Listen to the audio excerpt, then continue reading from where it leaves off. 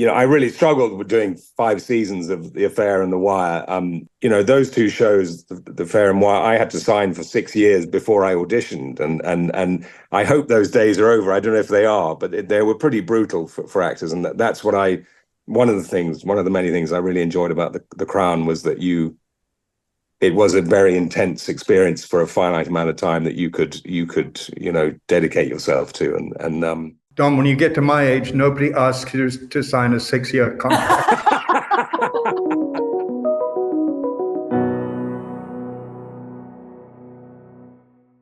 I want to begin by asking you all how and where you consumed the final episode or episodes of The Crown.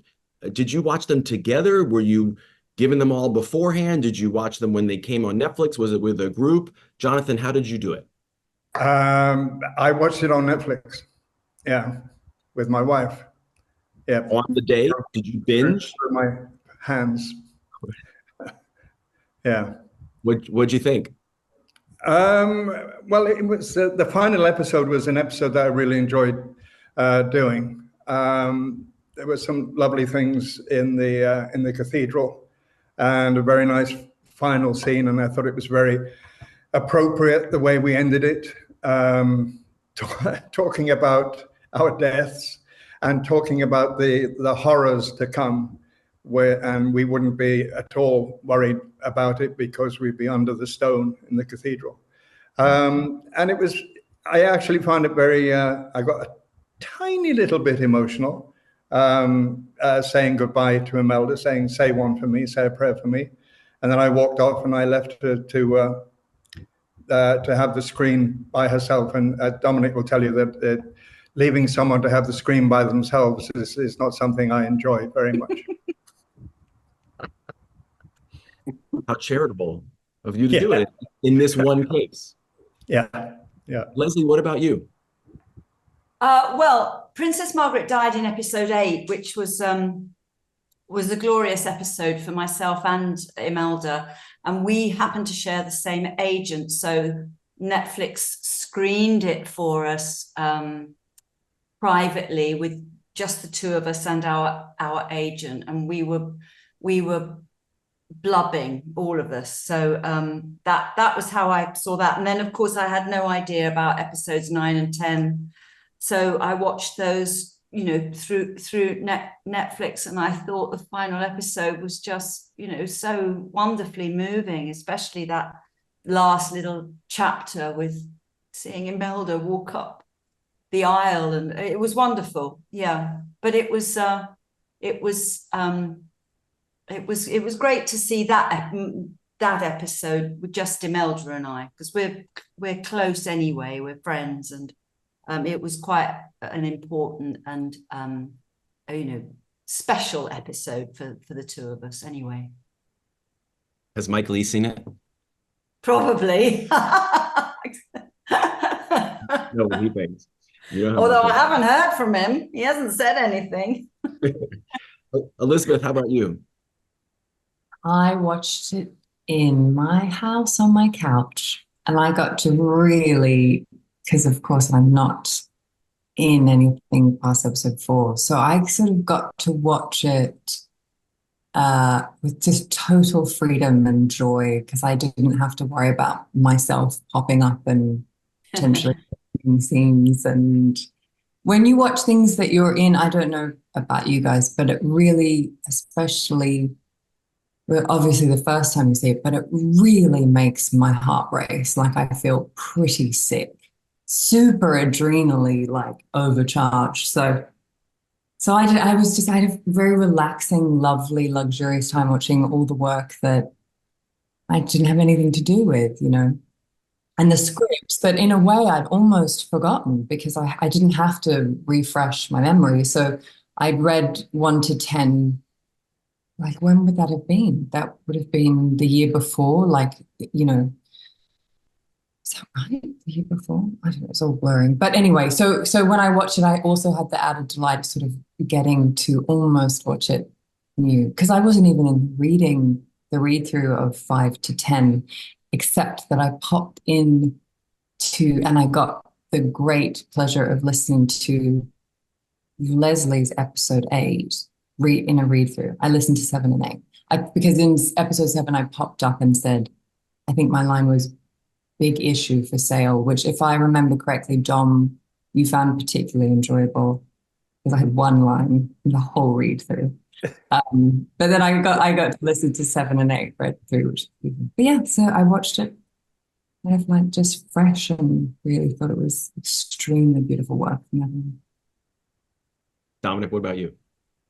I watched it in 2 sessions with a couple of my I think yeah, my daughters and well, actually all my kids. We all watched it over 2 nights, and they were big fans of the show. My kids were big fans of the show before I was in it, and less so once I joined it. But we all cried at the end. Actually, we loved it. It was it was very satisfying, and yeah, the problem that Elizabeth was saying of watching yourself was is a problem I have as well. And but it was okay because it ended so beautifully with Jonathan and the 3 queens. I loved it. It was amazing. And for the record, did you in fact take pleasure out of the fact that Elizabeth only had 1 line in that episode? Of course, I loved that, especially selling the big issue. Elizabeth, there was so much attention, scrutiny placed on your performance in season 5 when you debuted as Diana, and it was so, from where I stand, overwhelmingly positive and lovely, and so many people just appreciating what you brought to this performance. I don't know the timing of when that season came out and then when you were filming the final episodes that you did. If it was after it had already come out and you saw and sensed people's appreciation for what you were doing, did that give you a sense of added confidence or freedom as you were filming the last few episodes? Yes, I'd be lying if I said it wasn't a little bit helpful. In fact, funny, Lesley and I were talking about this just today, and I was just saying that when I shot season 5, I had so little time with the rest of the cast, and so I mean, I had time with Dom. We had that big scene together, and then a few little bits, but I felt a little bit like I was in a bit of a sort of Diana vacuum. Like I didn't really have a lot of actors are kind of, when they're beautiful people like this cast and also wonderful at their jobs, and they sort of can be a bit of a mirror for you. So sometimes even if you think you don't know if it's going okay, you can judge it off your scene partners or your fellow cast or whatever.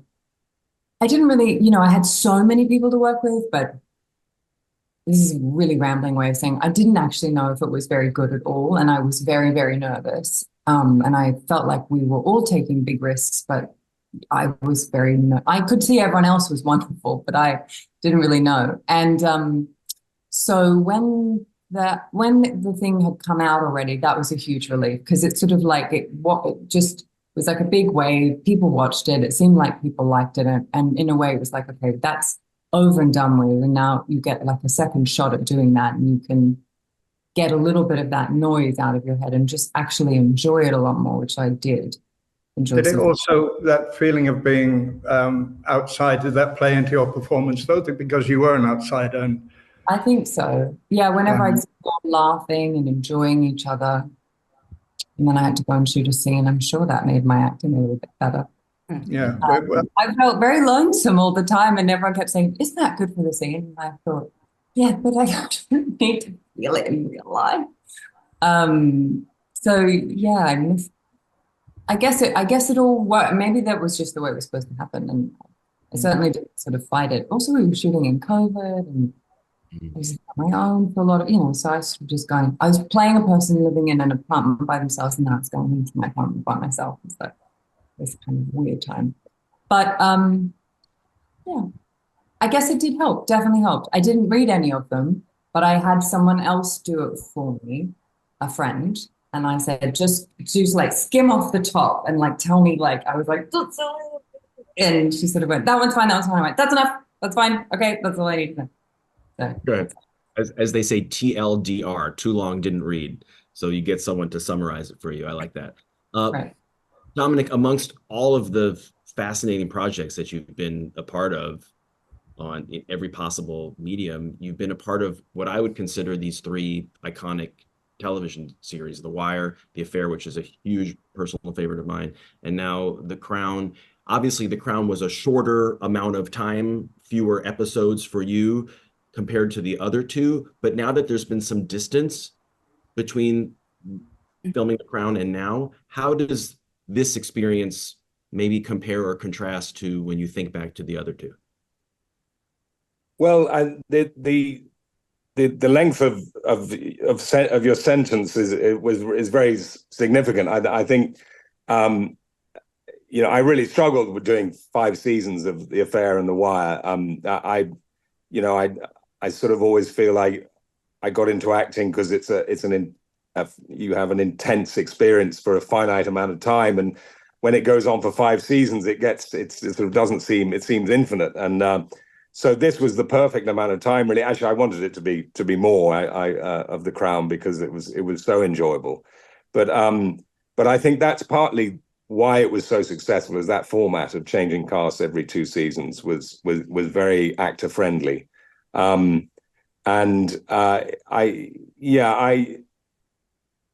think there's very few shows really that can sustain beyond a couple of seasons, and the Wire is certainly one, and probably The Affair too. But I think it's those 2 shows, The Affair and Wire, I had to sign for 6 years before I auditioned, and I hope those days are over. I don't know if they are, but they were pretty brutal for actors, and that's what one of the many things I really enjoyed about the Crown was that it was a very intense experience for a finite amount of time that you could dedicate yourself to, I loved it. I got to be at home, and I got to be with these great heroes of mine, and there was no drawbacks at all, really. That's great. Lesley, this is a I'd question. like to add that when you get to my age, nobody asks you to sign a 6-year contract.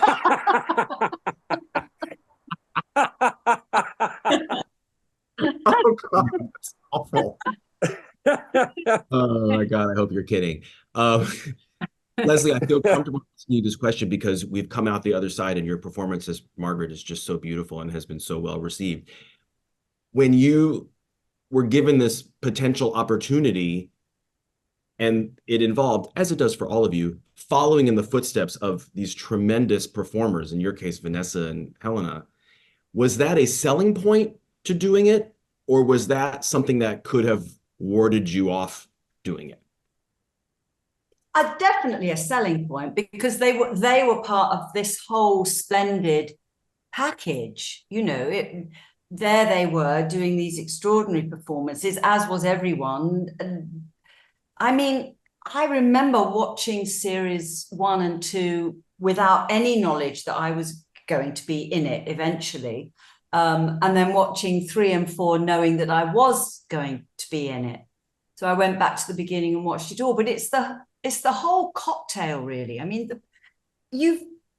I've never seen production value like that, and I've never witnessed it on set. I mean, it is extraordinary. You do feel that every single person on the set, runners included, is the best at their job. The detail, I mean, costume, hair, and makeup, just for a start, is quite phenomenal. And then you put in props and the sets, and so the whole thing was a selling point. But Vanessa Kirby was kind of, I knew her work before playing Princess Margaret, but it really kind of propelled her. And quite right, what a performance. And Helena's work, I mean, obviously I've just been watching her for decades, and we know each other a little bit. And so, of course, they were selling points because they were so good. But you can't try and copy that, because that's the very unique thing about this series, in that it's you know, 3 separate casts over this period of time.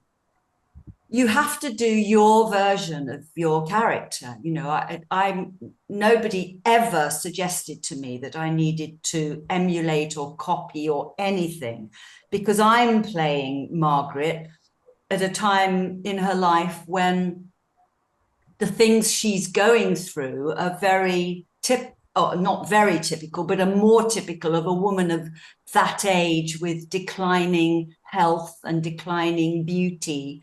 Whereas they were playing a woman, you know, that same woman at such different times of her life.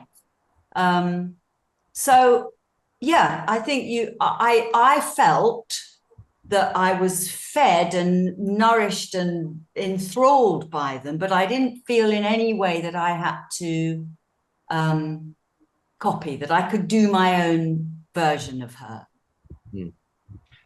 Jonathan, obviously, for people who aren't aware, I mean, you and Imelda Staunton have a history. You made a film together 30 years ago that I now want to go back and watch, Deadly Advice with Jane Horrocks. I mean, come on, that's going to be fantastic. I can't believe I missed it. Yeah, but I'll have to go back and look at it as well. I don't remember it. It was a long time ago. Right. But what did the fact that you have known her for many years add to the equation, particularly because, as you've all alluded to, you have such a beautiful moment, particularly in the last episode? Yeah, well, yes, I've known Imelda. The performance I do remember, we did Uncle Vanya on stage together. She was in Cranford and various other things. And I've seen her over the years and admired her as an actor over the years. And I think because of life's experience for both of us, when we came to play Philip and Elizabeth, partly because the scripts are so good, but there was very little we had to talk about. It was, we'd absorbed so much of the characters over we were playing the characters, I was especially, Philip at my age and his age. And, the idea that we were in a long marriage, both Imelda and I have been in long relationships. We know what that's like. We didn't have to talk about it. No, it was beautiful. And there were occasionally moments when there was a couple of really good scenes we had together. One where I announced to her that I was taking a companion in season 5. And that was, we were both kind of quietly excited about it because it was the most theatrical scene that we had together. And it just felt very nice that we could do it together. I enjoyed working with her a lot. And like Lesley was saying about, I think if I'd been the second Philip, I'd have been worried, comparisons. As I was the third, it was like, this was the format. It was definitely your version. I know I didn't look anything like him. I don't sound like him. I don't share the same political beliefs. But it gives you a lot of confidence that the other actors have played the role before and you weren't supposed to be following them in any way. Yeah. Elizabeth, it's just so interesting that we spend so much time with Diana on what ends up being the final evening of her life. Of course, as you're not playing it knowing that, but it gives those scenes and that whole episode so much power as a viewer. How was it for you on the days of doing that particular night, the scenes that take place in that night? Did you have a different way of preparing for that episode and that sequence? No, I didn't do sort of anything different to how I would usually do acting. But I think when I look back, I think what Khaled and I were doing, and I was so grateful to have such a consistent scene partner through season 6, and that he should be such a beautiful human being and such a wonderfully generous and very supportive scene partner emotionally and just technically too, just really. And so I think what we did without really ever talking about this was we sort of like carried the knowledge, like we carried the stories in our bodies. And I think they were informing choices we were making in terms of landing certain, there are moments, I mean, of course, like there are moments in scenes where a lot of that episode, it seemed to me, was Peter just sort of, so many layers I find it kind of tricky to talk about, but you know, we understand that there's this impending tragedy that's happening in the story, and so every decision that's made by the characters in the scenes, it's you watch the characters go in one direction, and the audience sort of rushes at that decision with all their information that they already have about, you know, the facts or their imagination, or so. It's almost like you have to leave room for that huge amount of memory that is coming at the scenes that the audience will have. We had to, so when we sort of turn right, it's important that we understand, we somehow allude to what the left turn would have meant that we never took. I don't know if that makes any sense, but I don't really know how we did that apart from the fact that I know we carried the story in our bodies and we just played the scenes on top of it as simply as we could. I think that's kind of how we did it. So actually it was a really, really kind of amazing acting challenge because there is so much information happening in those scenes. And it is moving towards a certain fixed point on the story map. But my way of working through it was just to be probably the most sort of present time I've ever been in scenes as an actor. So I was just really, sometimes people have said to me, how was it playing the paparazzi scene? Was it really harrowing? And the answer is that it wasn't, you know, it was, because it's awful. It's horrible to have, you know, be in a trapped car and people banging on the windows. And you know the stunt guys, and it's a stunt that you've choreographed. But all I sort of always did was just play Diana trying to get to the phone, Diana missing, you know, and then when I finally would get to the phone and I would finally get to have the scene or the conversation, it was always just a huge relief. Or just being in that long scene with Khaled in the Ritz that Peter wrote so many layers into that dialogue that it moves in so many ways, that scene. But I just remember being very like minute to minute as the actor inside of it. And so when the door opens and someone says, are we going? No, we're staying. No, we'll go. Actually, you know, you just bounce off that in a minute to minute or a second to second way. Yeah. So yeah, it was a really kind of unique acting challenge. And I was really glad that I had such a wonderful partner to sort of like have very technical chats about it. Dominic, but it was, can I just say about Elizabeth's performance, because it was in life, Diana was the first person for me and millions of others that we first connected to the royal family, and everything that Elizabeth did was so honest and truthful to what Diana was like at that time. And when we were filming in Scotland, and they showed us in the hotel a rough cut of the leading up to the death, and it took me back to where I was when I heard of it. And most of us in that audience, the crew, the technicians, actors, were inconsolable watching that. And that, you know, that came from Elizabeth's honesty in that performance. It was quite remarkable. Dominic, when I interviewed you all for season 5, I specifically asked you about the scene where we see Charles reacting to Diana's television interview. And I remember asking you what you were actually physically reacting to on the day, because I found your performance so impressive there. Similarly, your reaction in the morgue to seeing the body is so powerful and so emotional. I don't know if you were given a choice as to what you as an actor would be reacting to, because we don't see it as an audience. did you have a choice? Did you request for there something to be there, or would that not have been helpful to you? Was it just for you to conjure it in your mind?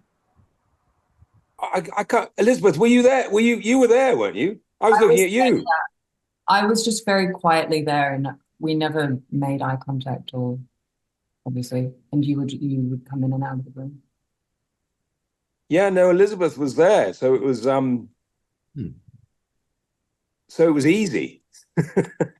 It was just you know, it was react. I mean, amazing work. I could only hear you, and you absolutely broke my heart every take, and it was so beautiful. I mean, I didn't see your face, but I knew what it was doing. Yeah, no, but it was so just we did it, I think, chronologically, and just walking. I remember walking into the hospital and seeing all those. I think we were just outside London. It wasn't Paris or anything, but seeing all the doctors there, and it was just, and like Jonathan said, remembering that day when it happened, but everyone's faces, that not on camera and not during the take, everyone's faces was so, everyone, you could tell. I was looking at some doctors before I went into the room, and I had to go into this hospital room, and there was Elizabeth lying on a bed, and no acting required. I mean, it was just so, it was so moving and awful, you know. Just I've never done anything where I suppose I had that much personal memory of a time, and also that much history with Elizabeth as an actor, I suppose. Just, you know, inevitably you see your friend there, sort of as a corpse in some way. So yeah, I think it was that was not a difficult scene to do, really, and we'd done that long scene in season 5 where we make an omelette for 3 days, and so I felt we got, there was a real sort of rapport, and I felt I had a real rapport with Elizabeth corpse, and and what a beautiful corpse it was. No, I don't mean to be. I do mean to be flippant, but yes, I don't really know what to say. I can't remember much about it. I think it was so overwhelming at the time, and just the walk into that hospital and to see everyone's faces, the doctors, they were real doctors, I think, and there was extras and supporting artists and stuff, but everyone's face just told the story of what they remembered, and it was so easy to connect with that, and then Christian shot it so well that I went in the room, and I think we started in close up, and there was just no, it was, you know, it was a doddle to act because of the weight of that experience that we'd all had, and just imagining the horror of what they went through at the time, and the guilt, the feelings of guilt and of horror.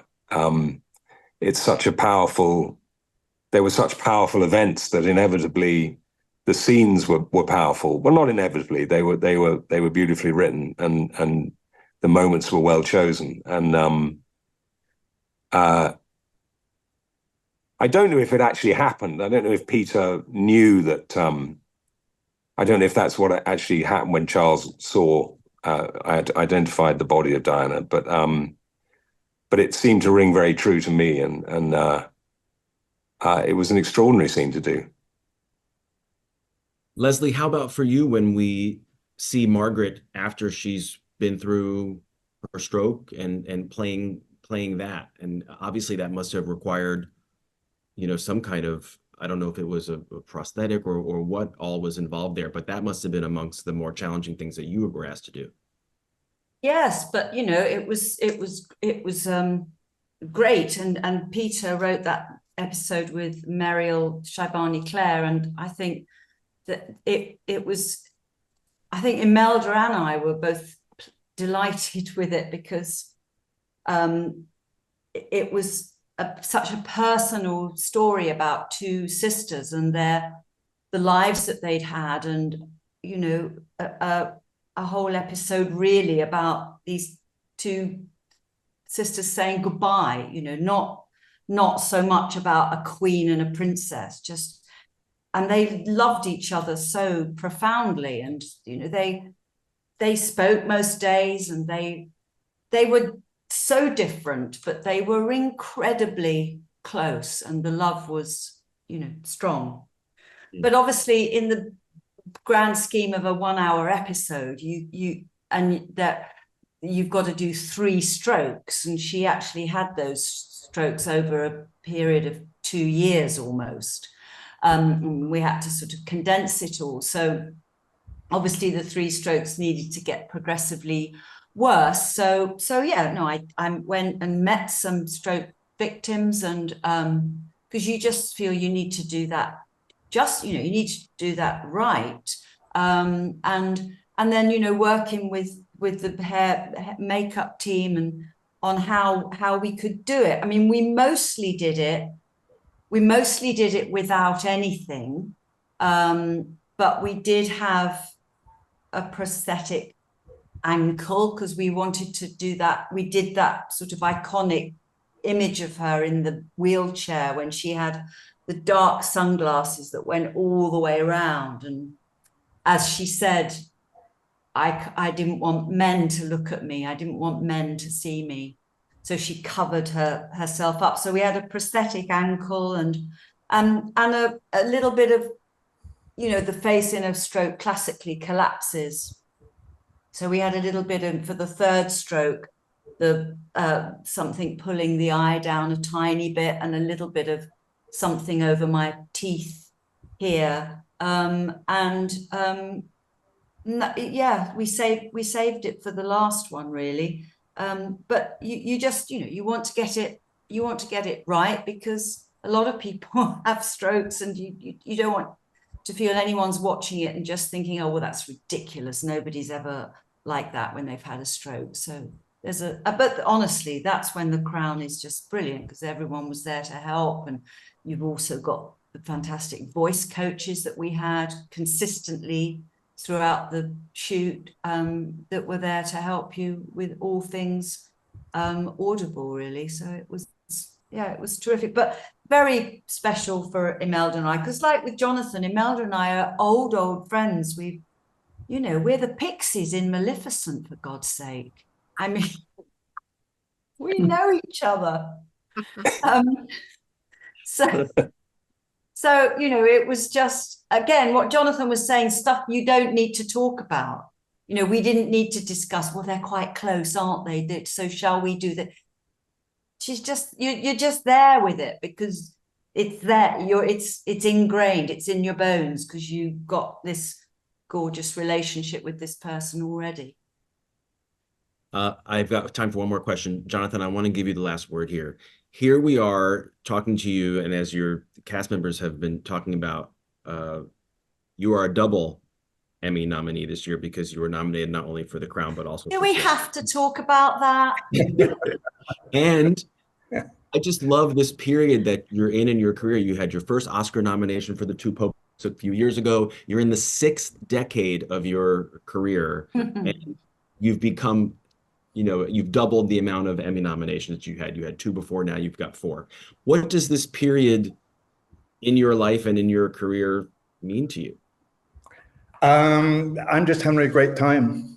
I really am. And as long as I can keep doing it and keep enjoying it, it'll be fine, and keep learning the lines. No, it's great. I always thought I would retire when I was 60. Because I didn't want to be the old man on the set who was patronized by the younger people. I know in my time I've had to go up to ADs and directors and say about an older actor, you do realize who that is, and he was once at the top, and be kind to him.